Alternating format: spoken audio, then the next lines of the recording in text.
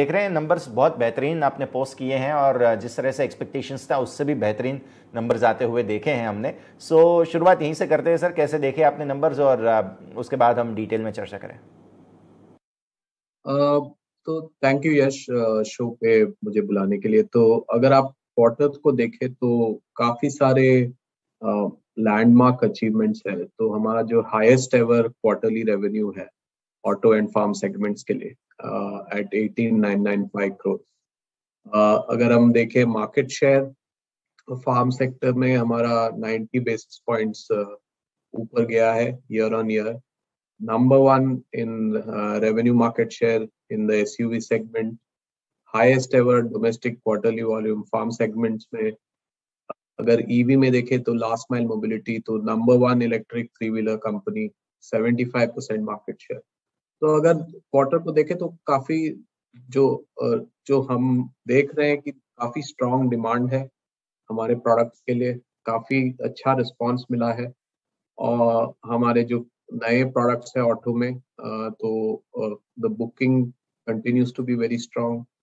और जो अब हमने रिसेंटली स्कॉर्पियो एन लॉन्च किया है, आई suspect it will be a world record. 1 minute में हमने 25,000 बुकिंग देखी है, 30 मिनट्स में 1 लाख बुकिंग। तो all in all from a demand perspective auto farm segment में तो काफी स्ट्रेंथ रही है। अगर मैं ग्रुप की बात करूं तो हमारी सारी ग्रुप कंपनीज ने भी काफी अच्छी परफॉर्मेंस दिखाई है। So overall very satisfying from that perspective की जो डिमांड है और जो हमारी एग्जीक्यूशन रही है अगेंस्ट दैट डिमांड काफी अच्छी रही है ड्यूरिंग द क्वार्टर। डिमांड आप कह रहे हैं अच्छी रही है सर, हमने भी देखा, लेकिन पैसेंजर व्हीकल में अगर हम बात करें तो ये सेगमेंट में हमने प्राइस हाइक किए थे जस्ट बिकॉज कि रॉ मटेरियल वगैरह के प्राइसेस जो थे वो काफ़ी बढ़ गए थे, लेकिन फिर भी डिमांड में कोई असर आता हुआ नहीं दिखा है। तो किस प्रकार के ट्रेंड आप देख रहे हैं यहाँ पर, क्योंकि डिमांड काफ़ी रेजिलियंट रह रहे हैं पर्टिकुलरली पीवीज में। तो आई थिंक जो आई थिंक एक जो हमारे प्रोडक्ट्स है उसकी जो रिस्पांस रही है, आई think that is the most important thing कि इंडियन कंज्यूमर को जो राइट प्रोडक्ट मिल जाए with the right features, and जो हमारी जो प्रोडक्ट्स की जो ऑथेंटिक एसयूवी फील है, आई think that has found a lot of appeal. तो आप जो कह रहे हैं कि जो इतना वेटिंग पीरियड है कि हम ट्रांसपेरेंटली बता रहे हैं लोगों को कि there is a long waiting period. आपने जैसे कहा हमने प्राइस हाइक्स भी लिए हैं, इसके बावजूद हम देख रहे हैं कि कस्टमर कॉन्फिडेंस काफी हाई है, और डिमांड सेंटिमेंट काफी हाई है। And that's something which we feel is a big positive for us. And तो हमारे हर एक जो व्हीकल है, थार हो, एक्सयूवी 700, अब स्कॉर्पियो एन है, उसमें हम देख रहे हैं कि अक्रॉस द बोर्ड जो हम प्रोड्यूस कर रहे हैं उससे ज्यादा हमारी डिमांड रही है। So that is very good sign. I think that also denotes कि ओवरऑल इस सेगमेंट में 10 लाख प्लस सेगमेंट में I think the demand momentum will remain strong is what we believe. तो सर अब फार्म सेगमेंट की बात करें कि जहाँ पर भी बहुत अच्छा प्रदर्शन हमने किया है, अब मॉनसून जैसे हम देख रहे हैं एक्सपेक्टेशंस के हिसाब से अच्छा जा रहा है, और अब इसका भी डिमांड ट्रेंड जो है वो आगे के लिए समझना ज़रूरी होगा, क्योंकि मॉनसून अच्छा गया है सो लोगों की स्पेंडिंग यहाँ पर भी ज़्यादा रहेगी। तो फार्म सेगमेंट में हम Q4 से Q1 देखें तो काफी स्ट्रॉन्ग रिसर्जेंस रहा है। तो आई थिंक इसका मेन रीजन है, एक तो जो फूड ग्रेन प्राइसेस जो ऊपर गई है उससे फार्म सेंटिमेंट काफी इम्प्रूव हुआ है। अगर आप मॉनसून की बात करें, आप जैसे आपने बताया कि the monsoon is going very well. If you look at data around reservoir levels, जो है वो भी काफी एवरेज के मुकाबले काफी ऊपर है।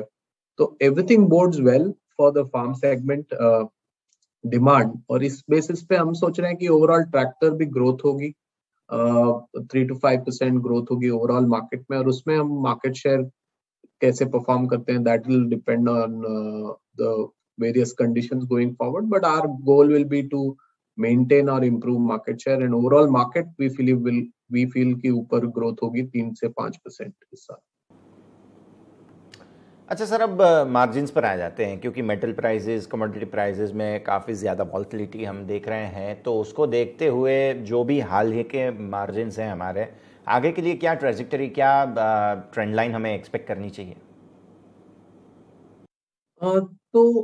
एक तो कमोडिटी प्राइसेस जैसे आपने कहा कि कूल ऑफ हो गई है, बट अभी तक compare to last year I think they are much higher. तो कूल ऑफ जो हुई है, अगर आप देखें तो इंक्रीज वो स्टिल अबाउट अप्रैल में, उसके बाद तो थोड़ा हमने करेक्शन देखी है प्राइसेस में ऑन कमोडिटीज। तो वो थोड़ा वॉलेटाइल सिचुएशन है, हमें देखना पड़ेगा। पर अगर ये लेवल कंटिन्यू हो जाए तो हमारे मार्जिन्स बढ़ेंगे overall, both farm and auto में। बट मुझे लगता है कि जो इनका सब इफेक्ट होता है, थोड़ा लैग इफेक्ट होता है। तो शायद सेकेंड हाफ में हम वो देखेंगे margin improvements in in terms of both auto and farm. Okay sir, अब इलेक्ट्रिक व्हीकल्स पर आ जाते हैं। अब ये सेगमेंट जो है वो ऑलमोस्ट ब्लास्ट होने पे है, एक तरीके से कहा जाए, क्योंकि इसकी जो वॉल्यूम्स है उसमें बहुत ज़्यादा इजाफा होने लगा है। आपके भी मेजर कार्स जो हैं वो इस सेगमेंट में लॉन्च होने जा रही है। हम जानते हैं कि आप बहुत जल्द लॉन्च करेंगे, लेकिन फिर भी कुछ अगर इंडिकेशंस आप हमें यहाँ पर दे पाए तो। यश, आपको हमने बताया कि अगस्त 15 को हम अनवेल करेंगे ईवी स्ट्रेटजी। सो मैं इस पे ज्यादा एक्सपेंड नहीं कर पाऊंगा। बट हमने ऑलरेडी जैसे जुलाई में हमने टाई अप की थी बीआईआई के साथ टू क्रिएट ईवी को and invest 1925 crores each into the EV co. वो that gives you an indication of how positive we are and how positive other investors and partners are कि ये जो segment है इसमें काफी ग्रोथ होगी। And over a period of FY 27 20 to 30% of the overall market हम believe करते हैं ईवी होगी। So that's how we look at it. Beyond that, yes, we'll have to wait for August 15th. उसके बाद हम विस्तार में बात करेंगे। ठीक है सर, कोई दिक्कत नहीं है। तो ये हम ज़रूर एंटिसिपेट करेंगे इनको भी। अब थोड़ा सा आगे हमें समझाइए जो वेटिंग पीरियड है उसके बारे में। टोटल क्या अभी सिचुएशन चल रहा है और कितने नंबर ऑफ कस्टमर्स जो हैं वो अभी हमारे पास हैं पेंडिंग? तो अभी डिपेंडिंग ऑन द मॉडल, जैसे अगर आप XUV 700 देखें तो उसमें तो I think almost 20 odd months की वेटिंग पीरियड है बेस्ड ऑन करंट एस्टिमेट्स। हम कैपेसिटी बढ़ा रहे हैं बट उसमें I think there will be some delays. Overall I think अगर ऑटो सेगमेंट देखें तो 165,000 प्लस ओपन बुकिंग्स है। इफ यू एक्सक्लूड स्कॉर्पियो जोड़े तो और नंबर बढ़ जाती है। सो अभी जो हमारी एफर्ट है कि कैपेसिटी बढ़ाए जल्द से जल्द एंड जितना मिनिमाइज करे वेटिंग पीरियड उतना करेंगे हमारे कस्टमर्स के लिए। बट उसमें क्या है कि जो जो जिस तरीके का डिमांड हम देख रहे हैं ये अनप्रेसिडेंटेड है। It's never happened in India and that's one of the reasons for the waiting period. And इसको हम मिटिगेट करेंगे, पर इसमें टाइम लगेगा because building out capacity across the ecosystem hours and suppliers, उसमें टाइम लगता है and over a period of time it will improve. ठीक है सर, और एक आखिरी सवाल मेरा रहेगा जो कैपिटल एक्सपेंशन पर है। हम जानते हैं कि वॉल्यूम्स जिस तरीके से हैं, वेटिंग है, तो आप ऑब्वियसली कुछ कैपेक्स वगैरह की योजनाएं कर रहे होंगे। तो उसको लेकर फंड्स की कोई योजनाएं और कैपेक्स की कोई योजनाएं अभी आप बताना चाहेंगे सर? तो हम अगर आप देखें तो कैपेसिटी एक्सपेंशन हमने बजट किया है about 1900 crores over the next 1.5 to 2 years for capacity expansion alone. This is for the existing models. जो अगर हम ईवी की बात करें वो अलग है। वो तो ओवरऑल जो जिस तरीके के कैश फ्लो हम देख रहे हैं तो काफी स्ट्रॉन्ग कैश फ्लो जनरेशन हुई है इस क्वार्टर भी।